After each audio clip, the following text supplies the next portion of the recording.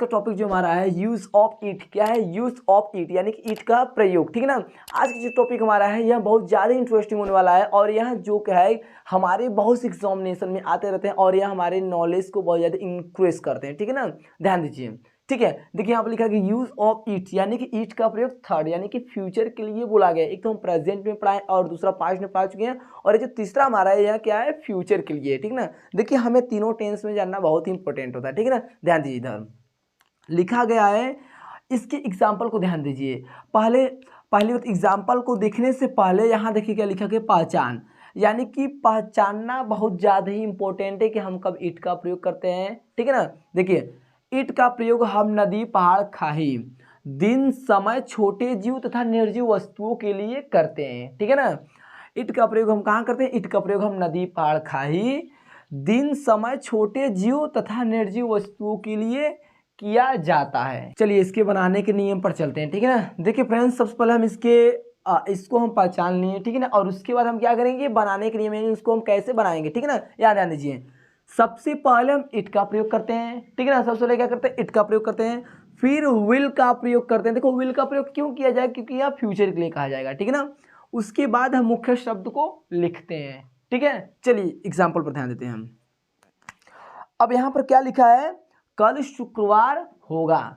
सबसे पहले हम क्या करेंगे भाई? सबसे पहले इट का प्रयोग करेंगे जो कि यहाँ बोला गया। उसके बाद विल का प्रयोग करेंगे। उसके बाद विल का प्रयोग, इट विल। मुख्य शब्द क्या है हमारा? मुख्य शब्द शुक्रवार है। फ्राइडे, फ्राइडे मीन्स क्या होता है? शुक्रवार, FRIDAY, फ्राइडे हो गया ना। इट विल फ्राइडे कब के लिए बोला गया? कल के लिए बोला गया। कल मतलब आने वाला कल, बीता हुआ कल नहीं, आने वाला कल। और आने वाले कल के लिए क्या होता है? टुमारो, क्योंकि यह फ्यूचर की बात की जाती है। फ्यूचर मीन्स होता है आने वाला कल। ठीक है ना। अब यहाँ पर क्या होगा? TOMORROW, यानी कि हम क्या करेंगे? कल शुक्रवार होगा। इसकी स्पेलिंग क्या होगी भाई? It will. सबसे पहले हम इट का प्रयोग करते हैं जो कि यहाँ पर कहा गया है। उसके बाद विल का प्रयोग करते हैं जो यहाँ पर हम लिख दिए हैं। ठीक है ना। उसके बाद क्या? मुख्य शब्द यहाँ पर लिखा गया है और कल के लिए बोला गया, कल के लिए बोला गया। और कल मीन्स कल की स्पेलिंग होती है टुमारो, यानी कि आने वाला कल क्या होता है? टुमारो। ठीक है, चलिए नेक्स्ट एग्जांपल को देखते हैं। यहाँ पर हमारा एग्जांपल क्या है? जनवरी का महीना होगा। ठीक है ना फ्रेंड्स। देखिए सबसे पहले हम क्या करेंगे? इट का प्रयोग करेंगे। उसके बाद विल का प्रयोग करेंगे। सबसे पहले क्या करेंगे? इट का प्रयोग करेंगे। उसके बाद विल का प्रयोग करेंगे। मुख्य शब्द क्या है? महीना, यानी कि MONTH, month. It will month किसका? जनवरी का, यानी कि ऑफ JANUARY। सबसे पहले भाई हम क्या करेंगे? इट का प्रयोग करेंगे। उसके बाद विल का प्रयोग करेंगे। मुख्य शब्द हमारा क्या है? मंथ है। मुख्य शब्द क्या है हमारा? मंथ है। और किसका मंथ? जनवरी का, मतलब ऑफ जनवरी। ठीक है ना। नेक्स्ट एग्जांपल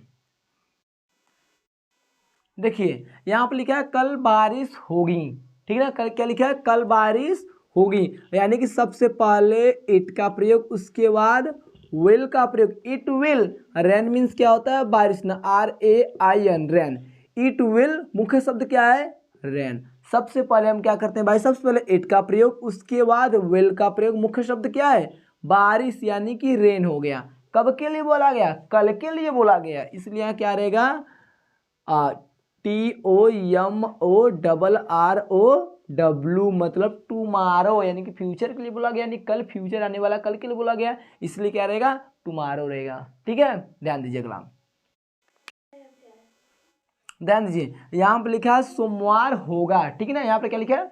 सोमवार होगा। तो सबसे पहले क्या करेंगे भाई? सबसे पहले इट का प्रयोग करेंगे। उसके बाद विल का प्रयोग करेंगे ना। सबसे पहले क्या करेंगे? इट का प्रयोग करेंगे। उसके बाद विल का प्रयोग करेंगे। ठीक है ना। और फिर क्या है? मुख्य शब्द हमारा क्या है? मंडे, यानी कि MONDAY।